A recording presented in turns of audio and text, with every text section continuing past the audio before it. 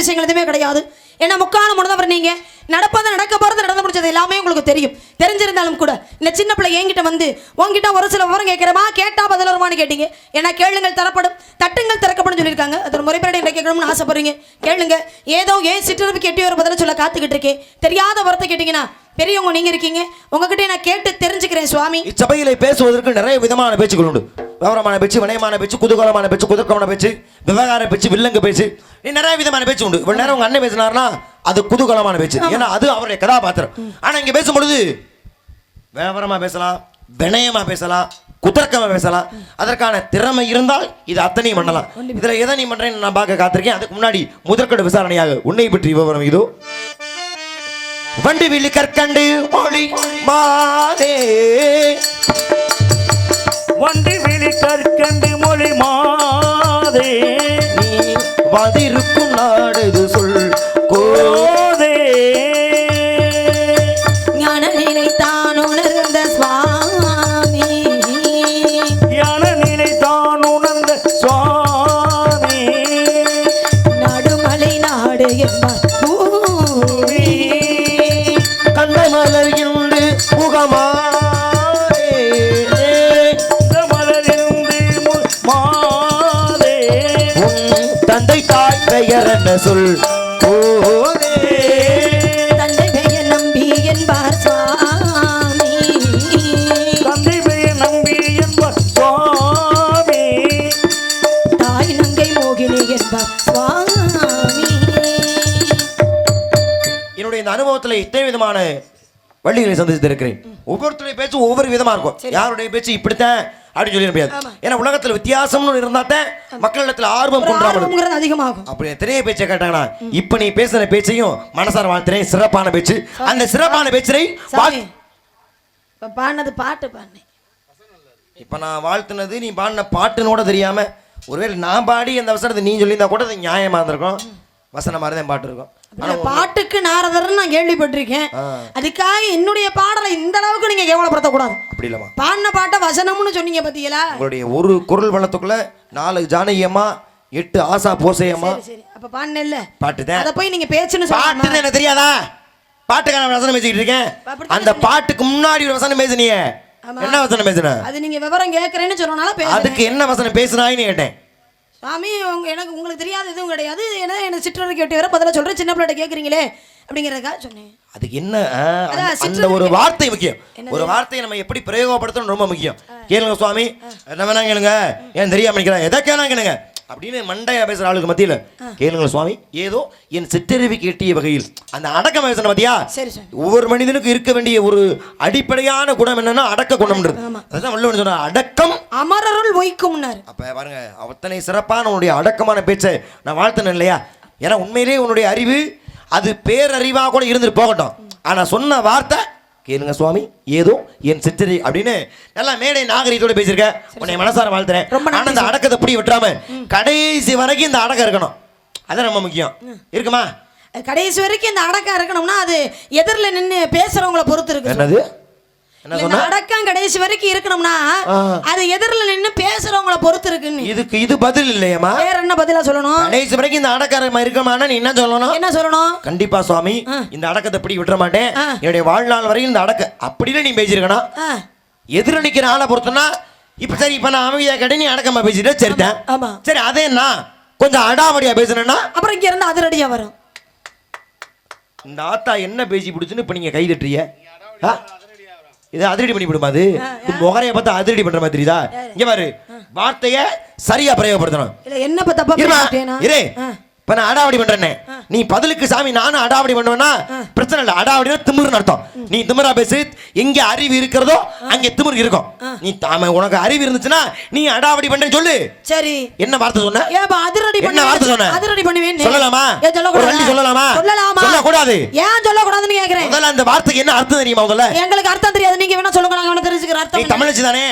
அதிரடின்ற வார்த்தை எப்படி நீ பிரிப்ப? அதிர்வு கூட்டல் அடி. அங்கதான் பிரச்சனை இருக்கு. என்ன பிரச்சனை? அதிர்வு கூட்டல் அடி. இந்த அதிர்வுன்ற வார்த்தை என்ன? நில அதிர்வா? இல்ல இல்ல. என்ன அதிர்வு?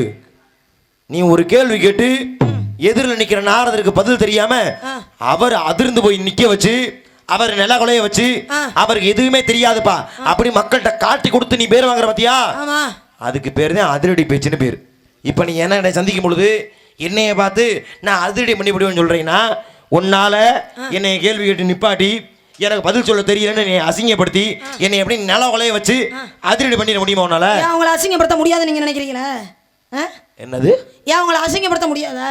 ரொம்ப தைரியம் இருக்கும் போல உனக்கு முடியாதவா? ஏங்க தைரியம்னு ஒன்று இருந்தா தானங்க மேடையில இருந்து நின்று பேசவே முடியும். வாழ்க்கையில நம்பிக்கை கண்டிப்பா இருக்கணும். ஆமா தெய்வத்தால் ஆகாதெனும் முயற்சி தன் மெய்பரத்த கூலி தரும் சொன்னார் வள்ளுவர். நம்பிக்கையை நான் வளர்த்துறேன் ஆனா முடியுமான்னு யோசிச்சுக்க. என்னதுங்க முடியும்ன்றனால தானே உங்கள்ட்ட நான் நின்று பேசிக்கிறேன். முடியல 90 வயசு கிளவி ஆகிற வரைக்கும் அப்படி சம்பவம் வாழ்க்கை நடக்க போறது இல்ல. அப்படி ஒரு சம்பவம் 90 வயசு எனக்கு பதில் தெரியல. என்னை அப்படியே நிக்க வச்சு என்னை நிலவலை வச்சு அதிரடி இப்படி விடுவாங்க.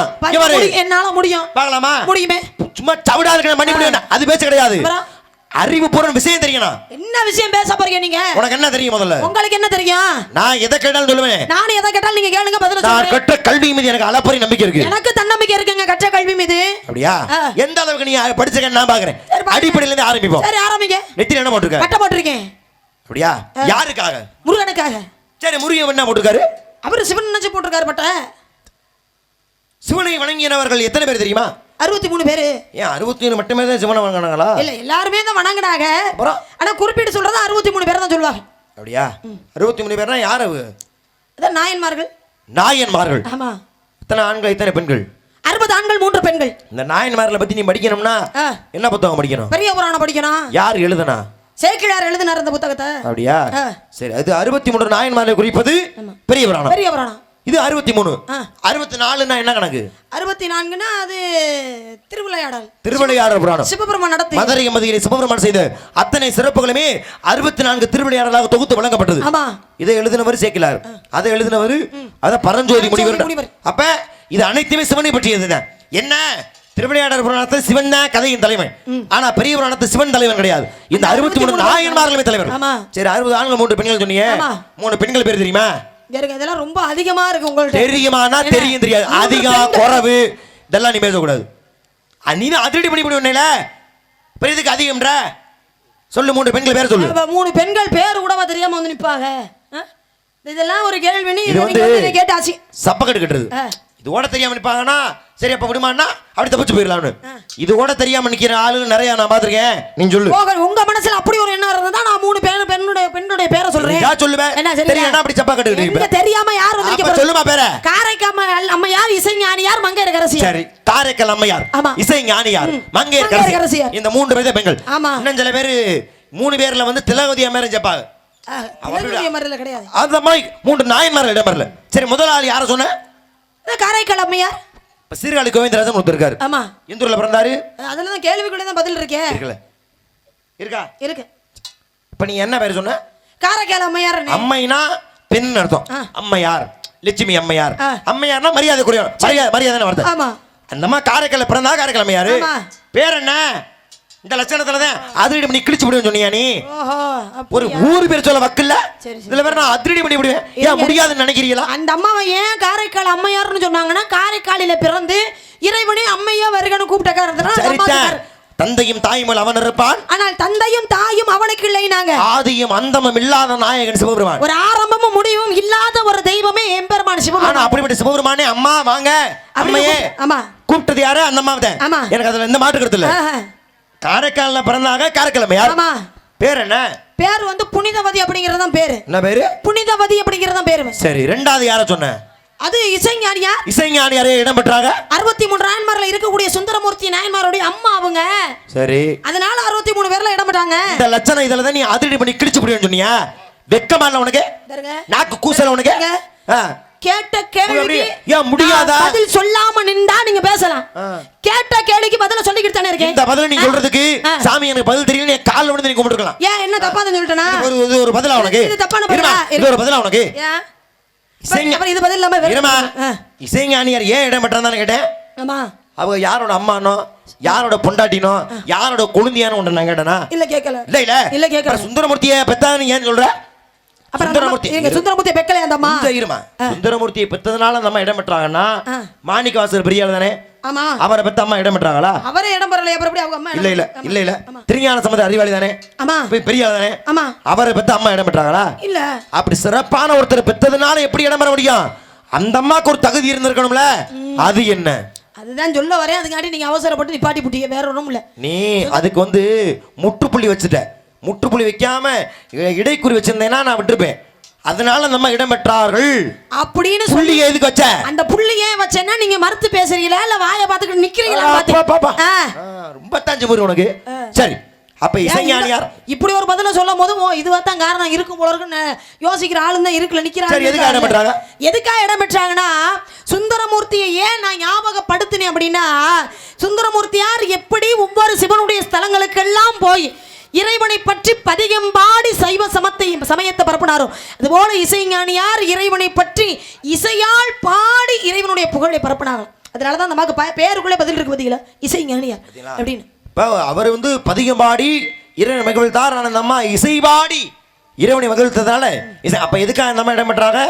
இறைவனை பற்றி இசை பாடிய காரணத்தினால். மூணாவது ஒரு ஆள் சொன்னீங்க, யார் சொன்ன? மங்கையர்க்கரசியார். ஏன் அந்த அம்மா இடம் பெற்றாங்க? மங்கைக்கெல்லாம் அரசியாக விளங்கின காரணத்தினால கேட்டு விட போயிட்டு இப்பதான் சொன்னேன். இந்த எகத்தால பதில் இது நீங்க சொல்றீங்கன்னா நீங்க ஒத்துக்கிறீங்கன்னு பாப்போம்.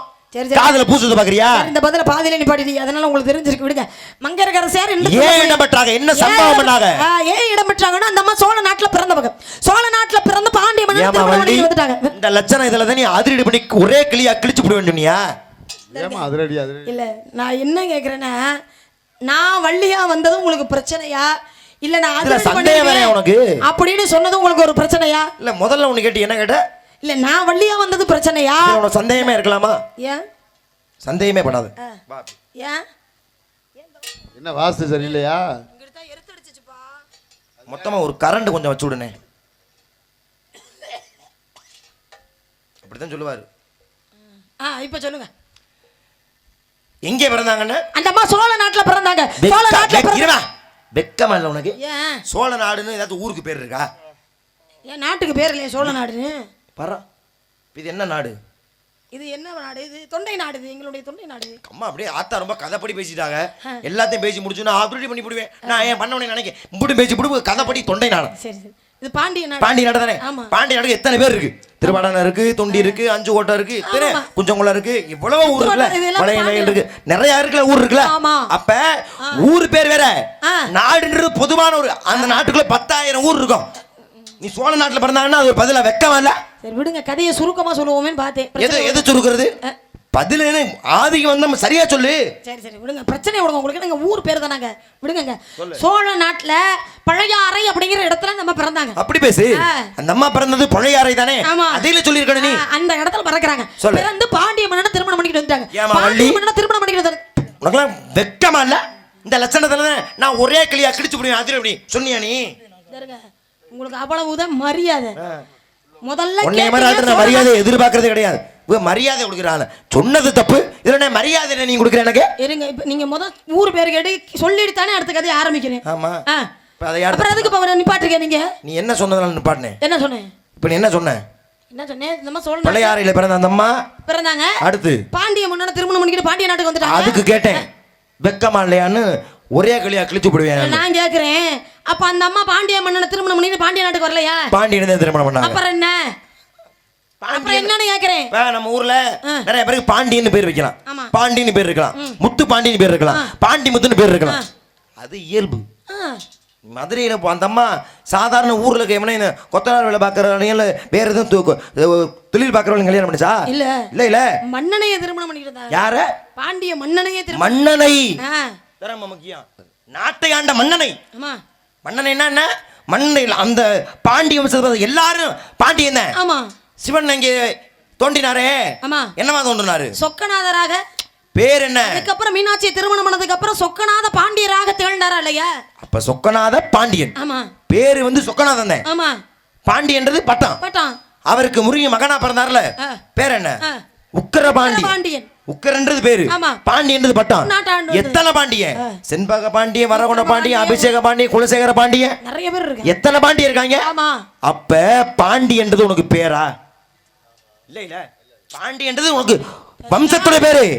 ஏங்க இத்தனை பாண்டியன் இருக்கும் போது அந்த அம்மா ஏதோ ஒரு பாண்டியனா அந்த அம்மா திருமணம் பண்ணிட்டு அப்ப நீ ஒண்ணு பண்ணு சாமி, நான் அதிரடி அப்படின்னு சொன்ன தப்புத்தேன், என்னால அது முடியாது, என்னை மன்னிச்சிருங்க அப்படின்னு காலில் விழுந்து மன்னிப்பு கேட்கறியா?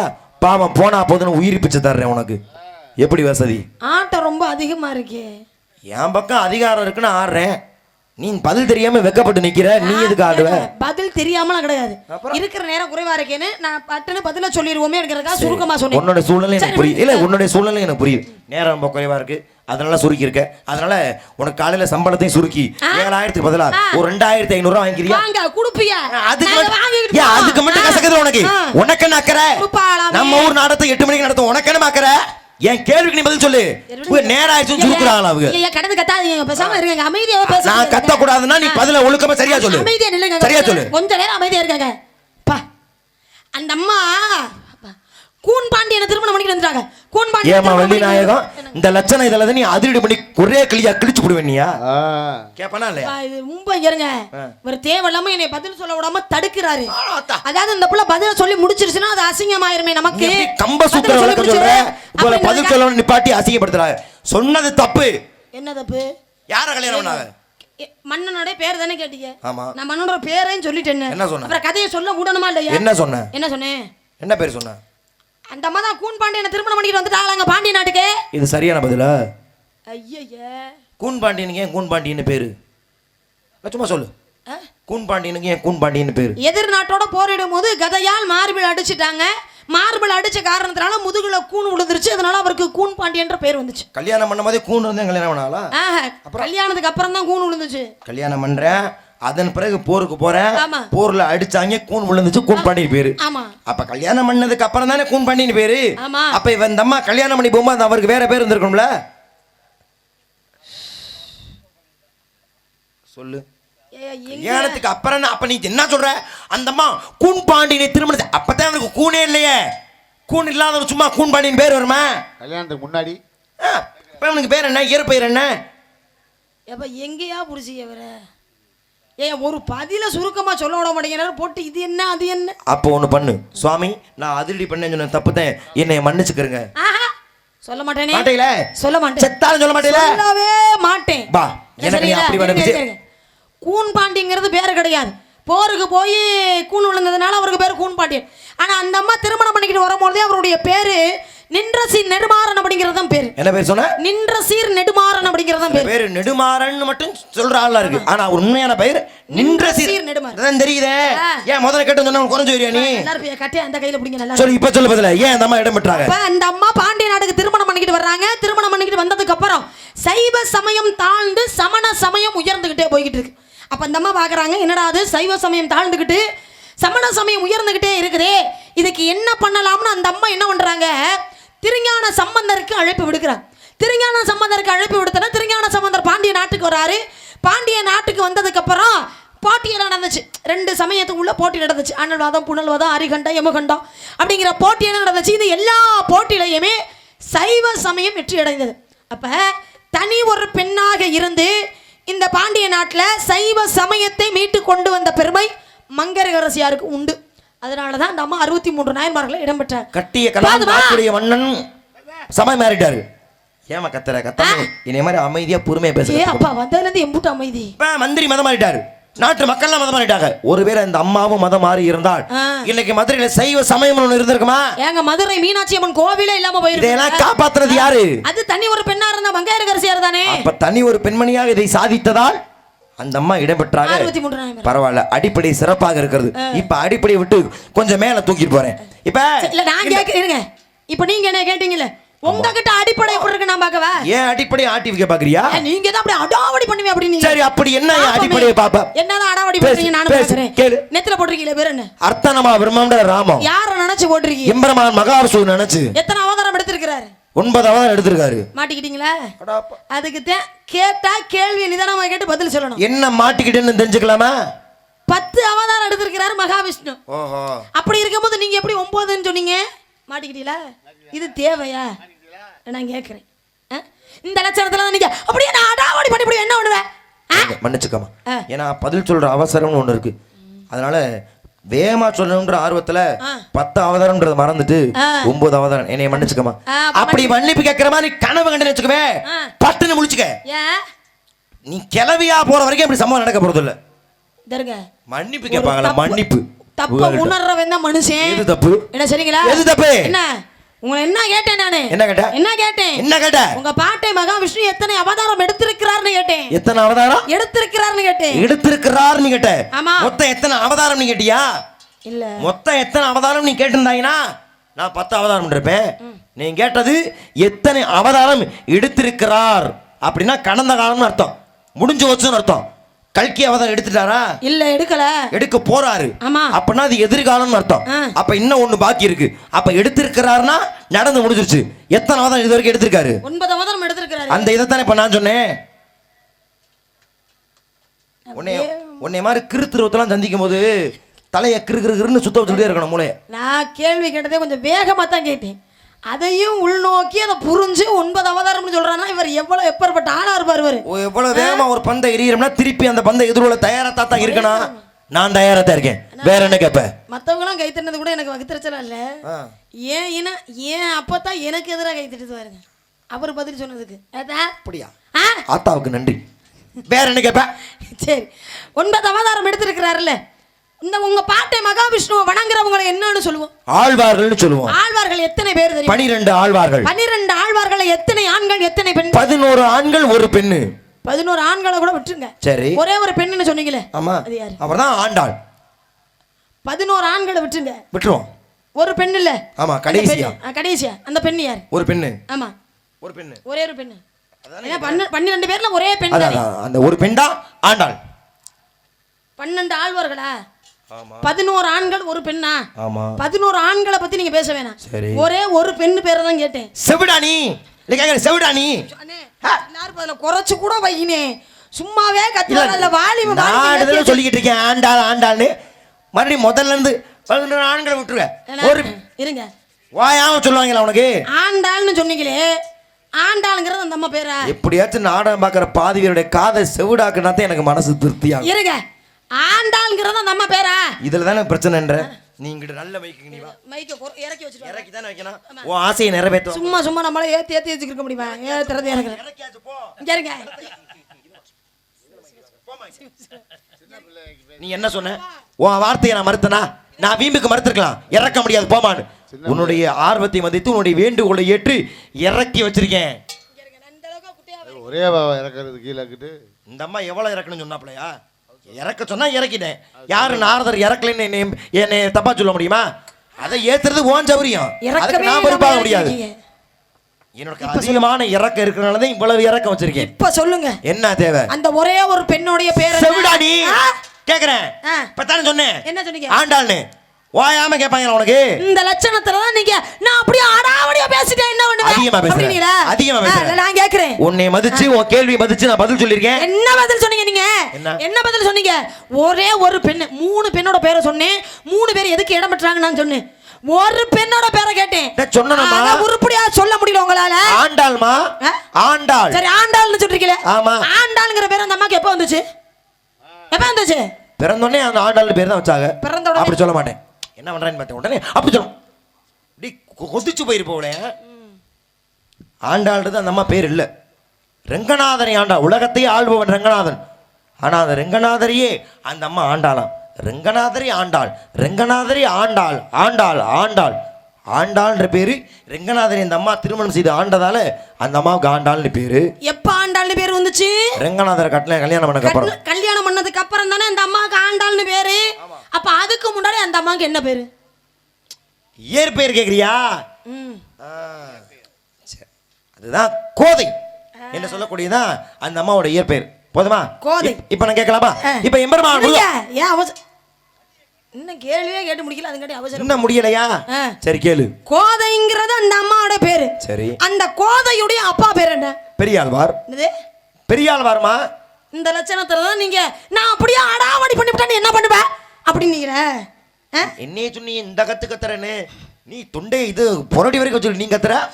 என்ன தப்பா சொன்னாங்க உனக்கு? ஆண்டாளை வளர்த்து சிறப்பித்த பெருமை யாருக்கு உண்டு? யாருக்கு? பெரியாழ்வாருக்கு உண்டு. பெரிய ஆழ்வார் தாமா. என்னது? நீ ஆழ்வார் புத்தகத்தை போய் 4000 திவ்ய பிரபந்தம் எடுத்து படிச்சு பாரு. அதுல ஆழ்வார் பேரு பெரிய ஆழ்வார் தான். அந்த 12 ஆழ்வார்கள்ல முதல் ஆழ்வார் பெரிய ஆழ்வார்ன்ற பேர் போட்டிருக்குன்னு எனக்கும் தெரியும். அப்புறம் என்ன பிரச்சனை? பெரிய ஆழ்வார்னா அவருக்கு எப்ப பேர் வந்துச்சு? அவர் பெரியதா ஆன பிறகு பேர் வந்துச்சு. இவர் பெருசா வளர்ந்துட்டாருப்பா. இனிமே இவர் சின்ன ஆள் இல்லப்பா. இவர் பெரியதா வளர்ந்ததால இவருக்கு பெரிய ஆழ்வார். என்னம்மா இந்த சம்பளம் எவ்வளவு உங்களுக்கு? உன்னையோட 500 ரூபா கம்மி, 6500 ரூபா. ஏன் ஏன் தெண்ட சம்பளம்? நீ 7000 ரூபா வாங்குற உனக்கு நல்ல சம்பளம், உன்னையோட 500 ரூபா கம்மி வாங்கினா தெண்ட சம்பளமா எனக்கு? ஊரு வரி காசு. ஒரு சின்ன கேள்வி பாரு, தேவையெல்லாம் பேசிட்டு இருக்க. உன் கேள்விக்கு பதில் சொல்ல மாட்டேன்னா பதில் சொல்லியிருக்கல. என்ன பதில் சொன்னீங்க? அவர் பெருசா ஆனதுக்கு அப்புறம் இவருக்கு பெரிய ஆழ்வார்னு பேரு. அப்ப மத்தவங்க எல்லாம் பெரிய ஆழ்வார்ல பெருசா ஆனாரு. எதுல கேளு, தன்னுடைய திறமையினால பெரிதானார். அதுதான் கேக்குறேன், என்ன திறமை, எதனால பெரியவர்ன்ற பேர் வாங்கினாரு? அப்ப என் பதில் தப்பு இல்ல, பதில் தப்பு இல்ல. அவர் சிறியதா இருக்கு, அவருடைய பெருமை சிறியதா இருக்கவும் பெரிய ஆழ்வார் பேர் இல்ல. அவர் பெருமை பெரியதானது. எங்க சொன்னியே மங்கையர்க்கரசியார் சிறப்பு கொடுத்தாங்க மதுரையிலன்னு. அதே மதுரை மதியிலே வல்லபதேவனுக்கு ஒரு மிகப்பெரிய ஒரு சந்தேகம். உலகத்திலே எது சிறந்த சமயம்னு பொற்கிளியை கட்டி தொங்க விட்டுட்டான். அந்த பொற்கிளியை யாரு பதிகம் பாடி அறுக்கிறார்களோ அதுதான் சிறந்த சமயம்னு பெருமாள் கனவுல தோன்றினார். போய் பொற்கிளி அறுத்து வா. போறாரு, போய் பதிகம் பாடுறாரு. இவர் பாடிய பதிகத்திலே பொற்கிளி அருந்து விழுந்தது. அப்பதான் இவரை வாழ்த்துவதற்காக பெருமாள் காட்சி கொடுத்தார் மதுரை மதியில். இவர் கண்ட காட்சியை மதுரை மக்கள் எல்லாருமே பார்த்துட்டாங்க. ஒருத்தரவே அதிகமான கண்ணுபட்டா என்ன சொல்லுவோம்? ஆகா கண்ணுபட்டுச்சுப்பா, சுத்தி போடுங்கப்பா சொல்லுவோம்ல. அப்ப மதுரை மக்கள் முழுவதுமே பெருமாளை பார்த்ததால பெருமாளுக்கு கண்ணுபட்டுச்சான். அப்ப என்ன பெரியாழ்வார் பெருமாளுக்கே திருஷ்டி எடுத்தாராம், சுத்தி போட்டாராம். பெருமாளே பெரியவர், பெருமாளுக்கே இவர் திருஷ்டி எடுக்கிறாருன்னா அப்ப இவர் எவ்வளவு பெரியவர். அதனால தான் பெரியவர் பெரியவர் பெரியாழ்வார் அப்படின்னு பேரு. அதனால தான் இன்னைக்கு மதுரைக்கு நீ போனேன்னா மீனாட்சி அம்மன் கோயில் மட்டும் இல்லை, அதுக்கு இணையான ஒரு பெருமாள் கோயில் இருக்குன்னா மதுரை பெரியார் நிலையம் பக்கத்தில் உள்ள கூடலழகர் கோயில். அதுதான் இந்த பெருமாளால் உருவான மிகச்சிறப்பான ஒரு சம்பவம். ஏத்துக்கிறியா? ஏத்துக்கிறேன். அதனால தான் பெரியாழ்வாருக்கு தனி சிறப்பு. பெருமாளுக்கே திருஷ்டி எடுத்தவர் பெரியவர்ப்பா அப்படிங்கிறதுனால அவருக்கு பெரியாழ்வார்னு பேர் வந்துச்சு. அப்ப அதுக்கு முன்னாடி அவருக்கு ஒரு பேர் இருக்கும்ல, அது என்ன பேர்? நியாயமான கேள்வி. இவர் பெரிய சம்பவம் பண்ணி பெரிய ஆழ்வார் ஆயிட்டார். அப்ப பெரிய சம்பவம் பண்ற முன்னாடி என்ன ஆழ்வார் இருந்திருப்பாரு? சின்ன ஆழ்வார். அப்ப சின்ன ஆழ்வார்ன்ற பேர் மாதிரி அவருக்கு பெரிய ஆழ்வார்னு பேரு. என்னமா நீ என்ன பண்ண? உனக்கு எரி இல்ல, நான் கேக்குறேன், என்னை பார்த்தா உனக்கு எரியுதா? ஒரு பதில் சொல்லியிருக்கேன், சொன்ன பதில் ஆமாங்க சாமி சரியா சொன்னீங்க, வாழ்த்துறேன். நல்ல மனசு இருக்கா உனக்கு? முதல்ல இந்த லட்சணத்தெல்லாம் நீங்க அப்படியே நான் அடாவடி பண்ணிவிட்டா என்ன பண்ணுவேன் அப்படிங்களோ? ஏங்க இரு, எதுக்காக வந்து எதையாவது சொல்லுங்க. முருகனை மாப்பிள்ள வந்திருக்கு, நன்றி. அந்த முருகனுடைய பிறந்த நாள் அன்று உனக்கு முருகனையே கல்யாணம் பண்ணிக்கிற விவரத்தை பேசுறது எனக்கு மகிழ்ச்சியா இருக்கிறது. அதனால முருகனுடைய சிறப்பை சொல்றீங்க. என்னமா ஏய் கிறுக்கு பிடிச்சி போச்சாமா உனக்கு? எதுக்கு வந்தேன்னு கேட்டேன்.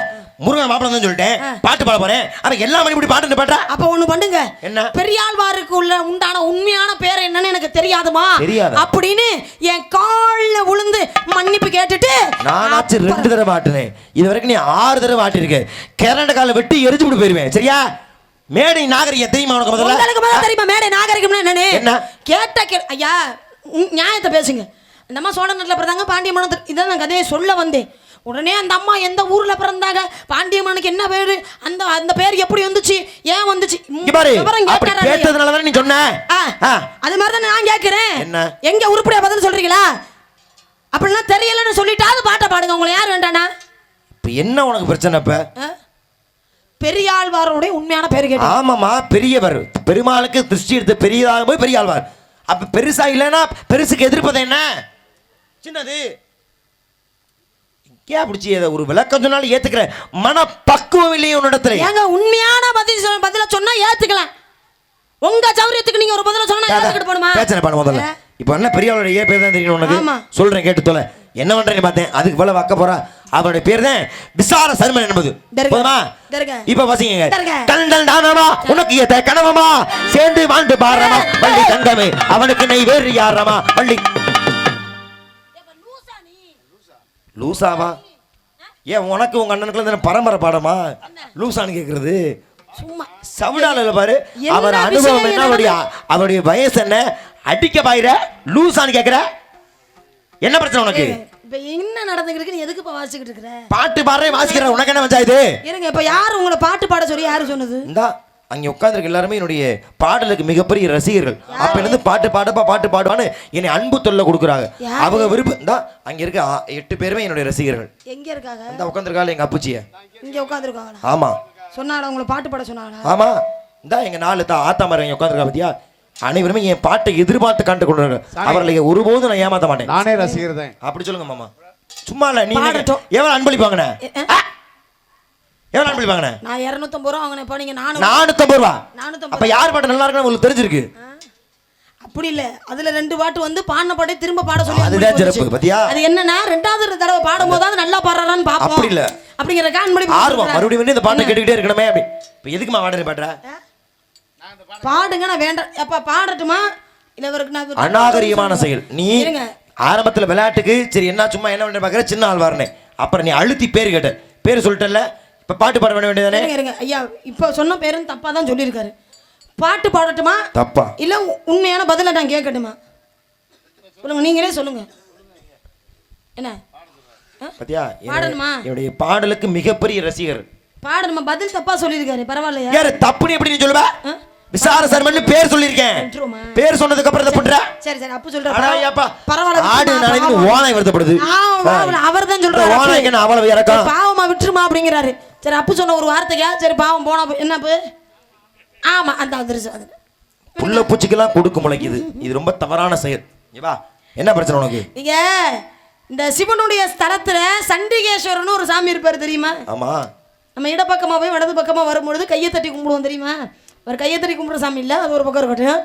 கையை தட்டி கும்பிடுவோம் தெரியுமா தெரியாதா? சிவனுடைய ஆலயத்துல அவர் பேரு நான் என்னன்னு கேட்டிருந்தா நீங்க விசார சர்மா அப்படின்னு சொல்லியிருந்தா நான் ஏத்துக்கிட்டு இருந்திருப்பேன்.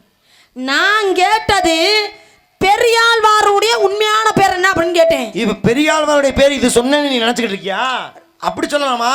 எப்படி சண்டிகேசன் எப்படி சிவனுக்கு மிக நெருக்கமானவர் விசாரசனமா இருந்தாரோ அது மாதிரி பெரியாழ்வார் பெருமாளுக்கு ரொம்ப நெருக்கமானவருமா அவர் பேர் விசுசித்தர் சொல்லலாம்னு வந்தேன். அதுக்கு நீ சொல்ல விடாம நீ இடம் மறைச்சிட்ட. இல்ல இல்ல இல்ல, நீங்க சொல்ல வரல, முற்றுப்புள்ளி வச்சிட்டீங்க. அதுதான் விசார சர்மா பாத்தியா அப்படின்னு முற்றுப்புள்ளி வச்சிட்டீங்க. உனக்கு ரோசம் வருதுல? இப்படித்தானே எனக்கு சீங்கானியார் கதை சொல்லும்போது எனக்கு இருந்திருக்கும். இசை சுந்தரரை பெற்றதுனால அந்த மாதிரி இடம் பெற்றாங்க. அப்ப நீ முற்றுப்புள்ளி வச்சியே. கத்தாதீங்க. உனக்கு வந்தா ரத்தம், எங்களுக்கெல்லாம் வந்தா உனக்கு தக்காளி சட்னியா? உனக்கு ரத்த கொதிப்பு இருக்கா? ரத்த கொதிப்பு இருக்கா உங்களுக்கு? இல்ல நான் கேக்குறேன், ரத்த கொதிப்பு இருக்கா? அதையும் சாபத்தை கொடு. உனக்கு தான் போயிருக்க மாதிரி இருக்கு. விஷ்ணு சித்தர் அப்படிங்கறத பெரியாளுடைய பேர் போதுமா? பாடுங்க பாட்டு. ஆமா, இதுக்கப்புறம் நான் பாட்டு பாடி போ. நீ நாடகம் முடிச்சோம் நான் மங்களகுடியில வச்சு எல்லார்ட்டையும் பாட்டு பாடிக்கிறோம். வேலையை பாருமா. பாத்தமா முடியும். கட்ட மாட்டேன். கட்டி காமிக்கிறேன். கட்டி காமிக்கிறேன். அல்லு பகலும் இந்த அவஸ்தையினை விடுத்து, அல்லு பகலும் இந்த அவஸ்தையினை விடுத்து அவனியோர் இருப்பதை மடுத்து சொல்லும் பிரவத கேளமா. என்ன தவவிடம் புனைந்து வந்த மாதிரி பூமியில் போல்சர்கள் புகழும் நாரதரை கைவரச செல்லாத உனக்காக நான் சொன்னேன் போக இந்த தினமே, உனக்காக நான் சொன்னேன் போக வணக்கமில்லை கொள்ளாதே வாணியத்தை இயல்புதானே சொல்லும் என்னவத்தை கேளமா. எனக்கு பறிந்து கொண்டு இசைக்கு வந்தது போதும் தினப்படத்தில் இல்லாம எங்கேனும் நீ போதும் கைவரச செல்லாத வேறொரு வரவில்லை வேதியிலும் சொந்த ஆறுமுகனை கண்டால் அடைவாய் வரமானது சொல்லும் என்னவத்தை கேளமா. கூட்டி கொடுப்பது உங்கள் கோபத்திரத்தின் முறையும் ஒட்டமை சொல்ல வந்து உமக்கேன அக்கறையை கைவரச செல்லாத போ. மன சிறுமியை இன்று மாலை சூரிய அஸ்தமனத்திற்குள்ளாக உனக்கும் என் இங்க பாரு, இதுதான் தவறான ஒரு செயல். உனக்கெல்லாம் இப்ப இல்ல 50 வருஷம் ஆனால் சுட்டுப்பட்டான மேடை நாகரிகம் வருமா உனக்கு? மேடை நாகரிகம் இல்லாம என்ன பண்ணேன் நான்? இந்த மக்களே சாட்சி சொல்லுங்க. அப்ப இங்க பாரு என்ன பண்ணேன்னு இந்த 2 ஒளிப்பதிவு, அங்கிட்டு ஒரு ஒளிப்பதிவு, இங்க அப்போ ஒரு ஒளிப்பதிவு. நீ என்ன பண்ணேன்னு இப்ப நான் காட்டுறேன். இந்த நாரதோடைய நம்ம சந்திப்புடைய இறுதி கட்ட மிக முக்கியமான வசனமே நாரதர் நான் போடுற சபதம். அதுதான் அந்த சபதத்துலதான் தெரியுதுல சபதம் போடுறல. பேசாம நீ நிக்க வேண்டியதானே? பேசாம தானே நிக்கிறேன். பேசினா கூட உன் வாயை புத்துமான்ட்டு நான் பேசியிருப்பேன். ஆனா நீ என்ன பண்ற? நீ வசனம் பேசுனா போய நான் அங்கிட்டு போறேன் அப்படின்னு என்னைய சபதம் போட விட்டு எனக்கென்ன இது போச்சுன்னு மைக்க தூக்கி கிளம்ப, எனக்கென்ன அவசியம் போச்சுன்னு கிளம்புறிய. இதுதான் உங்க ஊர்ல சபை நாகரிகமா? நான் கேக்குறேன், சபதம் போடுறதுன்னா என்ன அடுத்தவங்க மூஞ்சி முகரை உடைக்கிற மாதிரி தான் நீங்க எல்லாம் சபதம் போடுவீங்களா? மூஞ்சி முகரை உடைக்கிறேன் ஆளுல பாரு. எனக்கு என்ன ஆசையா உன் மூஞ்சி முகரெல்லாம் மொத்தம் உடைக்கணும்னு? பாருங்க, வலை ஒளி ஓடிக்கிட்டு இருக்கு, இங்க ஒன்னு எடுத்துக்கிட்டு இருக்காங்க, போட்டு காமிக்க சொல்லிடுவேன். நீட்னாரா இல்லையா? இந்த கட்டையை வச்சுட்டு மூஞ்சி உடைக்கிற மாதிரி வந்தாரா இல்லையா? ஏமா நாரதர் போற சபதமே ஆக்ரோஷமா? நீ என்னை கூட்டிக்கொண்டு கேட்டதுக்கு அப்புறம் இன்று மாலை சூரியாஸ்தமக்குள்ளாக சாமி. உனக்கு முருகன் அப்படியே பேச முடியா இருங்க இருங்க என் சிங்கம் ஏதோ சொல்ல வருது அப்படி சொல்லுங்க ஐயா என் சிங்கம் நல்லா நீங்க என் தங்க ஐயா இது சும்மா இல்ல, இது ஊருக்குள்ள வந்து நான் ஒருதலை- ஆள் வச்சிருக்கேன். ஒருதலை பட்சமான நியாயம் நல்லா கேட்டுக்கிறீங்க. இந்த அம்மா நிக்கிறாங்க, நான் கேட்கிறேன் வள்ளி மாமா உன்னை முருகன் கல்யாணம் பண்ணி தர்றேன்னு. இந்த அம்மா அவன் கட்டம் கட்ட வேண்டாம் சொல்லணும். நாரதரை போய் கூட்டி கொடுப்பேன்னு கேட்டிருக்கு. அப்ப நாரதர் கோவம் வரும்ல, அதனால தான் என்னையமா கேட்கிறேன் கூட்டி கொடுப்பேன் அப்படி நாரதருடைய கோபத்தை காட்டுகின்றார். அவர் சும்மா இருந்தாலும் இருந்திருப்பாரு, கிளப்பி விட்டு மறுபடியும் மூஞ்சியை உடைக்க பாக்குறாரு. ஏன் அப்போ இப்படி கிளப்பி விட்டுக்கிட்டு இருக்கிறார்? நாரதர் கோபமா சபதம் போடுறதே கதைப்படி உள்ள வசனம். சரியா? எனக்கு என்ன ஆசை அவன் மூஞ்சி முழுக்க உடைக்கணும்னு ஒருபோதும் கிடையாது. நான் தான் தப்பா புரிஞ்சுக்கிட்டேன். அந்த மூஞ்சியில உள்ள மூக்காந்தண்டை மட்டும் உடைச்சிட்டேன்னா என் ஆத்மா சாந்தி அடைஞ்சிரும். இன்னைக்கு இல்ல என்னக்கா சொல்ல அது நடந்தே தீரும். எழுதி வச்சுக்க. இன்று மாலை சூரிய அஸ்தமனக்குள்ளாக உனக்கு ஒருவனுக்கு திருமணம் செய்ய விட்டால் என்னுடைய நாரதன் அல்ல பிரம்ம முடிச்சமல்ல. இது என் சத்தியம் சத்தியம் சத்தியம். திருமணம் செய்து காட்டுகின்றீங்க.